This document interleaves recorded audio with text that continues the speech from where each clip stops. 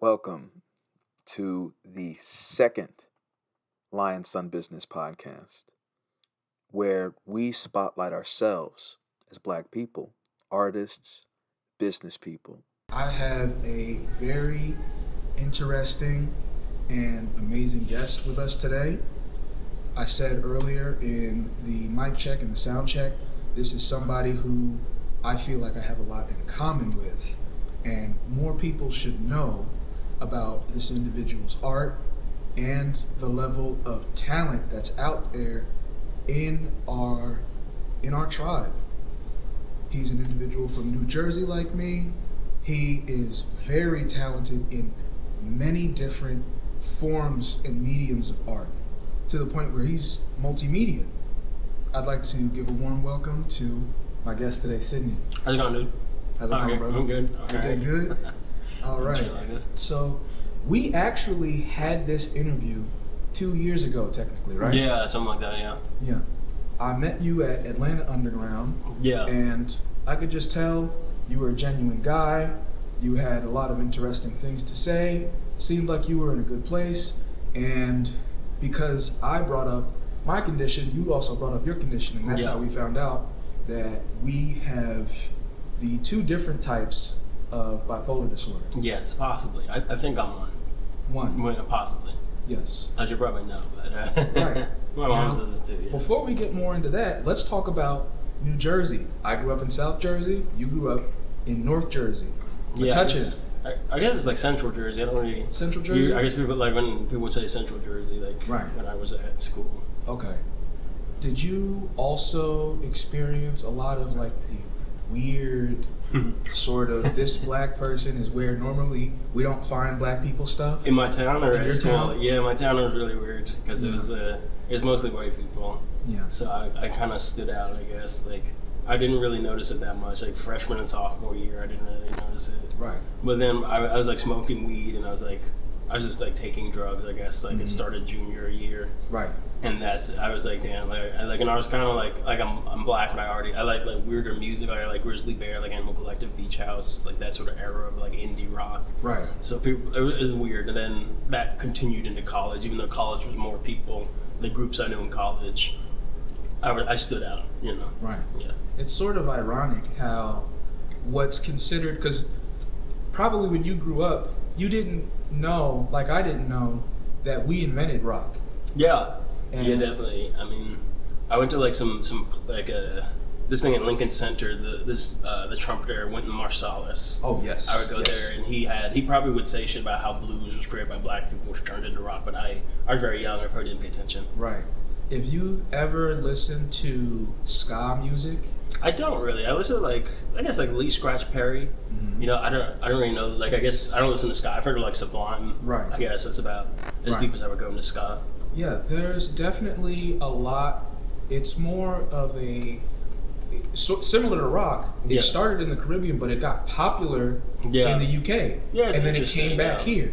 Would you consider, is No Doubt ska? You know No Doubt, Gwen Stefani's whole group?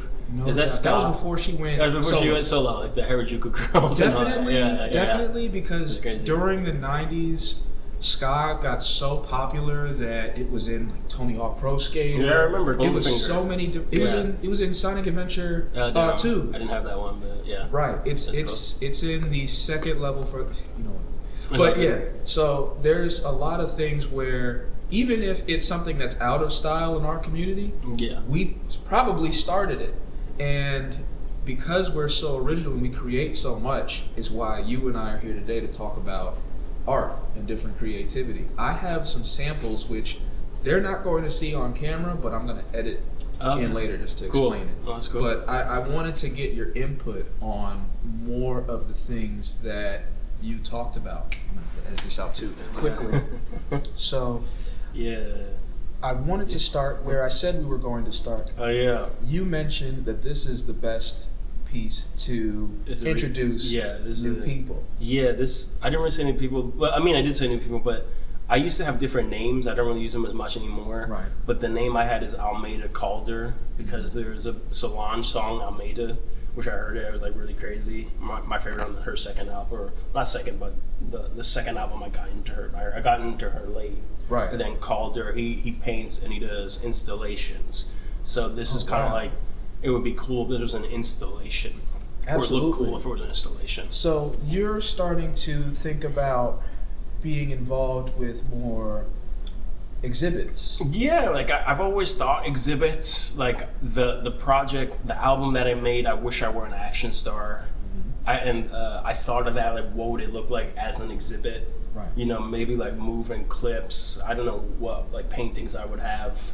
And then I had like, there was like a brief period, maybe like earlier this year or halfway through last year, where I was just putting like different pictures and then putting like titles, like it was a flyer for an exhibit, you know, something you might do in college if you were like planning an exhibit, or you're just like a year out of college. It wasn't that advanced, Sure, but it was what I was into.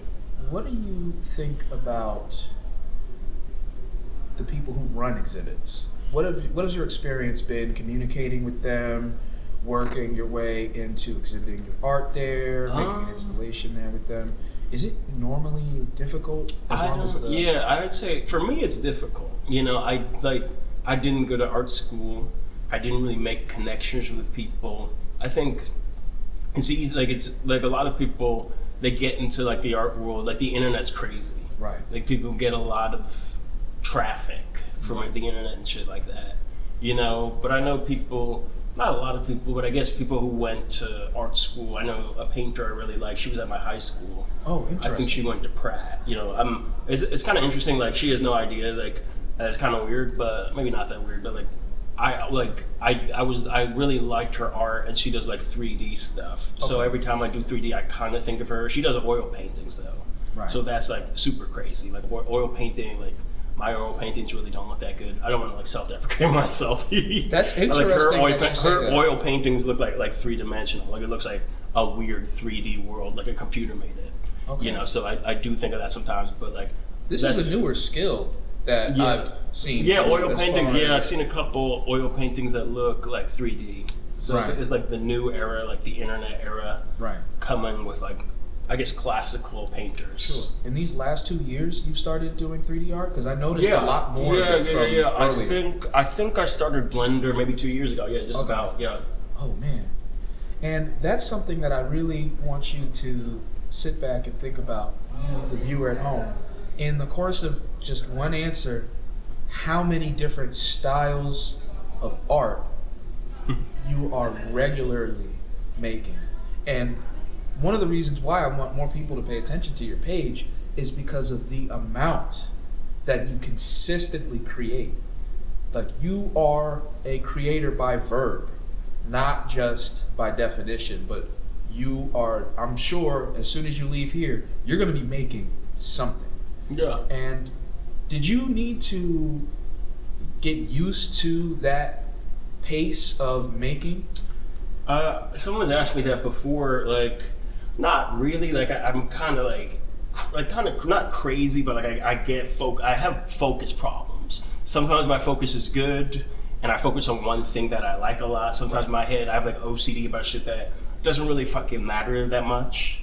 But like when I was younger, it was beats. I wasn't doing any drawing. Like I did doodles in like high school. When I was younger, it was just I would make beats every day. Like when I was younger, and I was like I guess 14 was when I started making beats on this thing called Cakewalk, and then I had all kinds of Fruity Loops, Logic, and then I was just like every day making beats, maybe for like about like sometimes years, like 2 years, just making beats like as a teenager. They were never good, you know. But to me, I just felt maybe I was a little bit sad. I was just getting this out. So it was expression. Yeah, and then high school, I slowed down freshman and sophomore year, but then junior year I was making beats and I was in a band. So I was just making beats. I still wasn't drawing. What did you play in the band? I played organ. I played like a rock organ, like a Hammond organ. We would take it to the shows. Yeah. And then I would play, I think I played like backup guitar. Like in college I played guitar. It gets a little confusing. Right. I remember one show we covered the Smiths, and I played This Charming Man. I don't know if you heard that song. It's a Smith song, you know, and I played the guitar part, like the Johnny Marr guitar part. All right, I'll look it up. Yeah, it's cool. I'm familiar with the Smiths. I wasn't sure on the song name, so I'll look it back up. Yeah.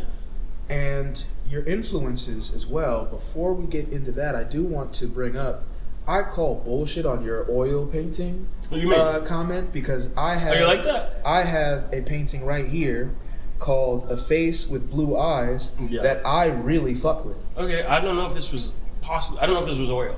This Okay. might have been acrylic. What is your preferred style of paint? What is it? What is the paint that you use that you feel most confident with? Acrylic, oil? Yeah, probably acrylic. I Right. wouldn't say like it probably looks like I know a lot about painting, but it's literally like I go to Blick and I'm kind of clueless. Like I still have to ask people, I'm like, what should I get? You know, I go online, it's like pick and choose, and it's just like throwing a dart at some shit, you know, and I'll just like pick it out, I guess. Right. Okay. That's very interesting. I'm always intimidated by paint, Yeah. but what was your first experience switching from, okay, I just draw, to I'm going to try painting seriously? I don't know. Like I drew when I was in a mental institution twice, Right. and that's like I was just like scribbling, I guess, just like sort of like kind of lunatics shit. It's definitely called that from the Well, maybe I outside. should phrase that. I should like I think I'm bipolar. I went through it, so I could say that. I shouldn't say it's lunatic shit. There's beautiful outsider art. There's beautiful Right. stuff like it's not really like you're not a lunatic if you're in a mental hospital. You know, You're there to get better. You're there to get better. Yeah, I shouldn't call it lunatic shit. You know. And now that you're back and you're expressing yourself and you're making exhibits, Yeah. it definitely counteracts some of the ways that people would talk about it. I'm not sure if you're comfortable talking about it. It's yours to talk about. It's your experience to talk Yeah, about. it was I guess I started painting. The timeline's kind of confusing, but I was in the mental institution. I was drawing. Then I went back to the same school, which probably wasn't a good idea. Then I went back to the mental institution, and then after I left there, I think is when I started to paint. I didn't really know what. Like, I had a girlfriend when I lived in New York, and she sort of influenced me. Like, she went to school for painting, so I think I was painting up to that. Like, leading up to that, I was doing a little bit of painting. Right. And then I met her, and I was just like, I should just paint, I guess. Like, I sold a couple paintings, so I was happy about that in New York. Yeah. Do you feel like colleges are very mental disability friendly? Well, not really. I mean, maybe it's changed now. My school, like, absolutely not. Like, Right. they had like I guess you would call it a psychotherapist. They had a therapist, and like, I don't want to say it was a racial thing, but my therapist, I've had a white therapist and it was chill, but he was like an older white guy, and I was like very young. I'm like 18, like Right. young black. Like I came from a like white town, so it's like I saw this older white guy, and it was just hard to communicate with him. Right. And then like I had the breakdown, and I was gonna call them or call him, but like they were closed because it was a Sunday. I remember. So it's like I don't think maybe they've changed it, but like They have. not to get dark, but like they never had like there were nothing talked about suicide. No one talked about mental health. Right. You know, especially if you're black. You know, they're literally like if you are like I would see so many people that just I guess what's the word self-medicating. Like a lot of people, Yes. like they're drinking at like 9 in the morning. Like I'm not against drinking, but people drink at 9 in the morning. Like not Right. just like I would hang out with. I guess you could put like kids who were in the art school. Right. I feel like they were sad. They were self-medicating. Right. Then the people who were like the financial people, they were self-medicating. And then like like people in general, different people were fucking self-medicating. You know, There that's was what a it felt lot of like. that, and you would think when there is a disability services office and there are school counselors and there's a school psychiatrist that they're not just covering their own asses, they're actually helping support students, and instead of being the first and the last line of defense, they're just letting people slip through the cracks. They're just letting people Yeah, I fell through the Burnout. cracks. Yeah, I fell through the cracks twice. Right. Yeah. Well, Yeah. that's another thing that you and I have in common, because I fell You fell through the through the cracks. Yeah, twice. Okay, So when cool. I was in New Not Jersey cool, at yeah. Keene, Yeah. but I also fell through the cracks here because these people didn't. So if you know my page, this is Georgia State. You know, but yeah, they didn't give me the accommodations like at all. And then I showed them the paperwork, and they were like, and then it just went away. It was like they went like this. They took what I told them, and they Yeah. good luck. And then I went homeless. That's why I'm homeless Yeah. right now. Damn. But yeah, it's fuck it. I had my mom. I stayed at my mom's, so I didn't like completely fall through the cracks. You know, she wasn't in a different state, so thank God, you know, if I would have been school in another state and the same shit happened, It would have been crazy. that would have been crazy. Yeah. That would have been crazy. Like, Yeah. my mom couldn't pick me up. Like, she came to the hospital. That's a long story. What do you feel like the difference is between type 1 and type 2, just from either what you've heard, or what did they say to you when they felt like that was what you had versus? Well, it took a while. Like, at first they said it was just straight up schizophrenic. And then it was in the hospital the first day. Then they said I had schizoaffective disorder. And then they said I was bipolar. There. And that's when they gave me that. And then they didn't really tell me bipolar 1. It was a long time ago. You know, I don't really fucking remember. I just remember an office, and they were like, it seems like you're bipolar 1. I think, I don't want to say, like, I think bipolar 1 is worse than bipolar 2. Like, I'm not really 100% sure. I don't want to put that out there, and I have no idea. But I think bipolar 1 is, like, pretty crazy. Like, I'm on some heavy meds. Like, I'm on, like, 1,000 of one, 80 of one. I took Ambien for insomnia, and then I take, I don't even remember, I think like 10 milligrams of something else. So I'm on some pretty heavy stuff.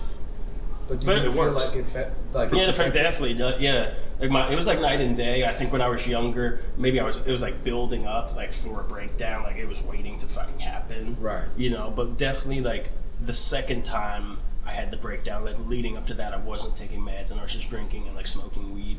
So Yeah. then I had the breakdown, which like I could laugh about it now. I thought it was I make this joke like Arthur Fleck. Like, you see Joker? You see the first Joker? Right. So You know? the new one with Joaquin Phoenix. Joaquin Phoenix, not the second one, but the first one. Right. Yes. First one, like he has that laughing condition. So like when I had the second breakdown, I'm like I came home, I guess either from the train or some shit. I'd been or like I was in the house. You know, first of all, I was like going back and forth. I'm like, oh god, like am I gonna kill somebody? So it was like real intense. But then later in the day, I was just laughing to myself, like not in like you're watching funny videos, but like you're just like forcing yourself to laugh. And I was like, Mom, I'm here to save the world with laughter. I'm here to save the world from laughter. I don't know if I thought I was from another planet, but I'm like, I'm here to save the world with laughter. Right. And then she's like, what are you talking about? Like, have you been taking your medication? And then my mom called somebody, my friend's mom. She's a doctor, so like, I guess give me your medication. But that's not how it works.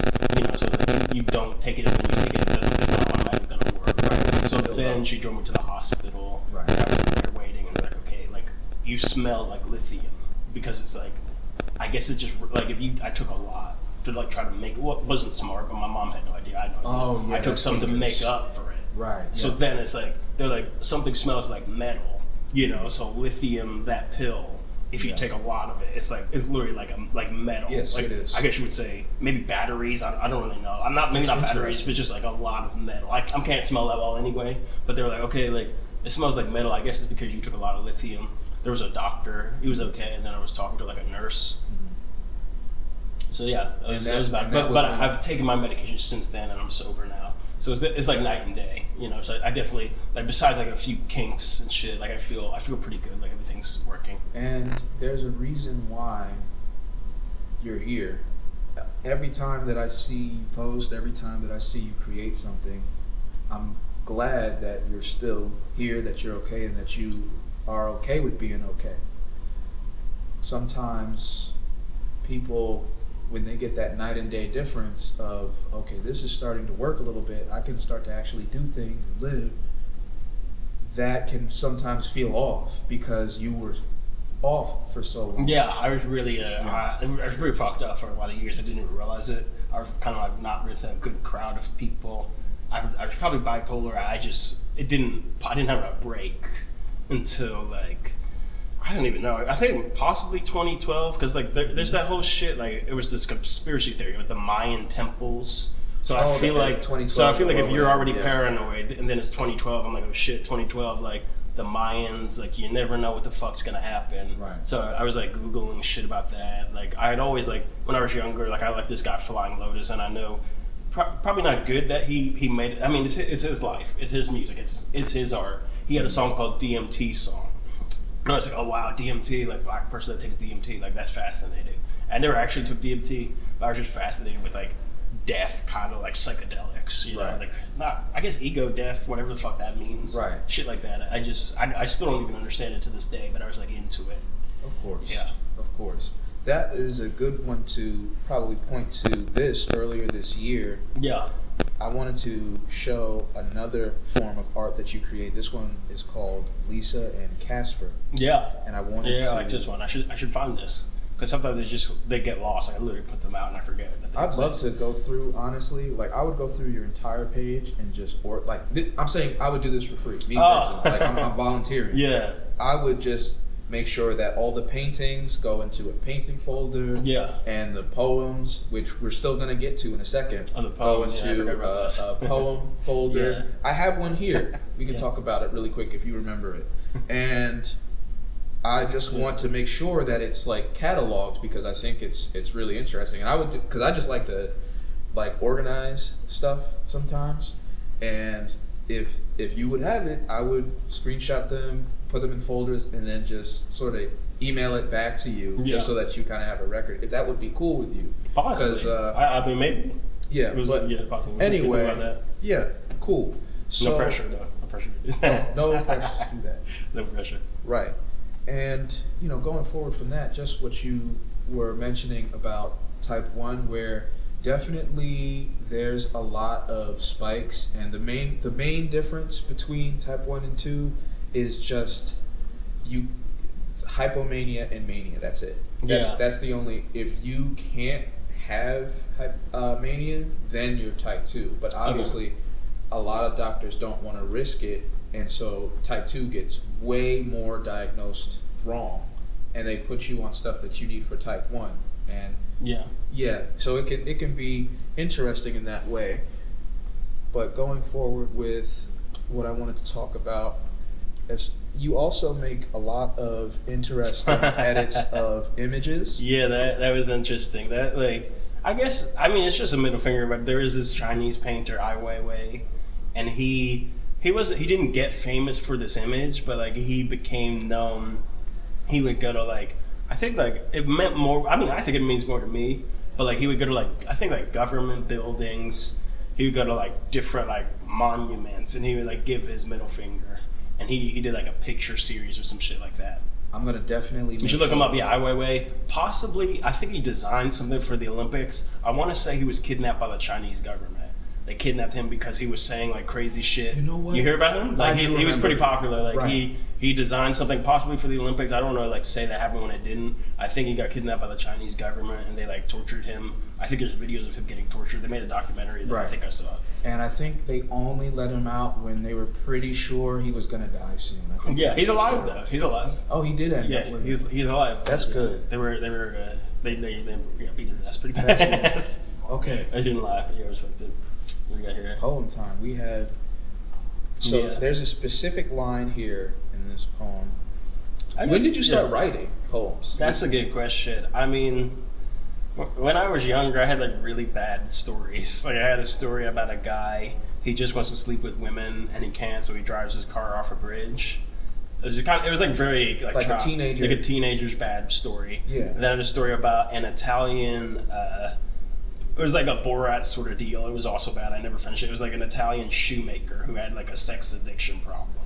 And he got fired, and then he was trying to make it in shoes, but he possibly had just mentally, maybe autistic, dyslexic, a couple things wrong with him, so he couldn't really get the shoe shit together. Okay. And so you started to be more I got internal. better. Yeah, I got better.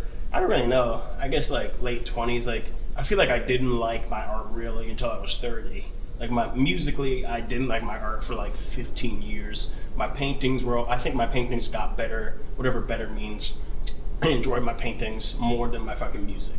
Do you feel like better means that what you're trying to say, the other person gets it when they see it, hear it? Well, I just enjoy, my music, I'm very hard on myself. I'm just because I see paintings, I make paintings, I'm okay, I feel this could go in an art gallery. But then I hear my music sometimes, I'm okay, I don't know who would really want to play this. I have some sometimes I had good beats, I have a good one, a Gil Scott-Heron sample. And I just looped it, had the Dilla horn, pretty good, it imitated, Kanye influenced me a lot. So I was imitating Kanye a lot. Right. But yeah, just musically I could never match my heroes. Like I like Grizzly Bear a lot. I like the Dirty Projectors. Now I can play guitar a little bit better. Right. You know, but like beat heroes, like the list goes on. Like DJ Premier, DJ Shadow, fucking anybody, Large Professor. How much 80s hip hop do you listen to? 80s, like when was Rakim? When was Eric B for president? Was that was like that was that the 80s? That was the 80s. Okay. He was actually he was earlier in the 80s than you think because so many people after him were inspired by him. Yeah, definitely. So even if you're talking about like now I'm blanking on their names, but DJ Polo, and when you're thinking about almost the entire 80s after him, it's like as soon as his music dropped, you can hear his rhyme scheme and everything. And a big part of why West Coast and East Coast rap sound so different is because of him. Because earlier people in the West Coast started listening to earlier versions of East Coast hip hop, and they weren't really picking up on exactly how influential. Even people calling themselves like God MC, like how Jay-Z says like J Hopa, like that comes from Eric B and Rakim. God MC, me J Hopa. Right. Yeah. So you ready for y'all? Yeah, as a takeover, right? Hell yeah. Yeah, I like that one. But this is the part of this poem that I really wanted to talk about. Is you really have to think about who you take advice or chicken. Yeah. I love that's a chicken. I don't even like. Sometimes I misspell things. I don't know what I was trying to say. But sometimes I misspell things. Perfect. Rice and chicken. Okay, that's cool. Because it's like the people who nurture you, and the people who you look to to kind of heal you, and the people who you look to kind of plan. And even when you say who you take advice from, what was in your mind in that moment? Like, what is your? It was a long story, but like. When I was in college, like I was sort of like a thing. There's lots of groups of people. A lot of people followed me on Facebook, so I was kind of like a fixture in these groups. You know, a lot of white people, not just white people, but a lot of white people, and just throughout my life, people. I feel like people they're like, okay, this guy's like kind of dumb. We know something. Like the whole thing within these groups is like we're in like it wasn't like the finance kids or like the fucking. Like the basketball kids. It was like the weird, like the artsy kids. Like we have a knowing. This guy, he's one of us, but like not really. Like he's a little like I liked basketball. You know, at the time I listened to Drake. You know, like I don't run from my past. I was into like I always loved like deeper things, but I listened to what was on the fucking radio. So like he's one of us, but he doesn't like know like the music like us. So let's just send him stuff and try to get him to become. I guess they were trying to like self-actualization. I don't know what the fuck was going on there. Like we're trying to get him to actualize. We're gonna get him to turn into this. Right, like almost like if I were black, I'd be this sort of thing. Yeah, sort of like that. Yeah. Okay. Oh, I got one more for you. Man. Sure, definitely. So, and I'm glad that you wore the Jay Dilla shirt. Oh yeah, I just got that. I just got this. So this collage that you made of yourself. The self-portrait. Do you have a title for it, if you remember it, or I think all I remember is I was saying I put this up. I could maybe make it a table. I made this so I remember what I look like. That's a good title. Like you can make this. You make it a book. You can make this story. I created this. I don't know but I created this so I can remember what I look like. Just because, I don't know. I've had weird incidents, like some weird shit. Like I guess people like it's a long story, but like I'm influenced by Carrie. And the whole thing in Carrie. At least in the book, they don't even talk about this, but in the movie, this big scene, she's like comfortable with herself. She doesn't think too highly of her looks. You know, she's just like in she's kind of sad. She's in like a fucking sweater. And then the fucking, I guess the guidance counselor is like, oh, come on, Carrie, like it's not so bad. Like, look at you, see, you look so good. And it's like, I sort of like felt that scene. I was just like, not that I don't really think of looks. I was never, before I went to school, before I was in high school, before I got attention, I was never worried like, ooh, like look at me, like check me out and shit. But then I went to college and people were like, wow, you're so cool. And then even, it was just, I wouldn't say Carrie's just one specific incident, but like high school, they gave me Life of the Party, which was weird. Like you feel like you have to perform, like people like clap, like good for you, like you're the belle of the ball, you know, like the prom queen. Right. I have one last question for you. Sure. And then we're gonna take a break. Yeah, no problem. What would you like to tell black people? What would I like to tell black people? Yeah, surprise. That's a good question. I would say maybe broaden your horizons. Like, it really depends on where you're from. In Atlanta, like, I go to like sort of raves and stuff like that, and it's there's a lot of different kinds of people. But like, if you're like black and maybe you're in like a poorer neighborhood, like, I don't know what that's like. Like, I'm broke now, but like, I grew up in the suburbs. Like, don't feel afraid to like try out like listening to jazz or like classical music. Try like different things, punk rock, whatever you like. You know, like, if people bully you, they're dumb. You know, people bully you for like liking classical, liking jazz, liking punk. They're literally stupid. You know, or they're just ignorant. They don't understand that there's a life outside of your neighborhood. You know, that's what I would say. You know, so don't. Yeah, because I didn't have like I didn't have any black friends really in high school. There were no black people around. Right. You know, but there were some artists that I wish I was more comfortable with myself. Yeah. You know, I heard like there was a group actress, a DJ actress. He's black. He's from Britain, and I always wished I went deep. Like, I just didn't play in the band I was in. You can't change the past, really. But I wish I was not in the band I was in, and I tried to make stuff like actress, you know, or like tried to do like an animal. Like no, he's not an actor. He's a DJ his DJ name is Actress. Oh, yeah, I don't wish I got into acting. You know, maybe I do, like, secretly, but he is a DJ, electronic producer. His name is Actress. Okay, I'm following now. Yeah. So broaden your horizons. Broaden your horizons. Don't let people bully you into. What you think black people should act like? What you think tough, we should act like? You know, I'm hard and shit. You know. Thank you, brother. No problem. Is this it? Was that everything? Okay, hell yeah. Cool, dude. What time is it?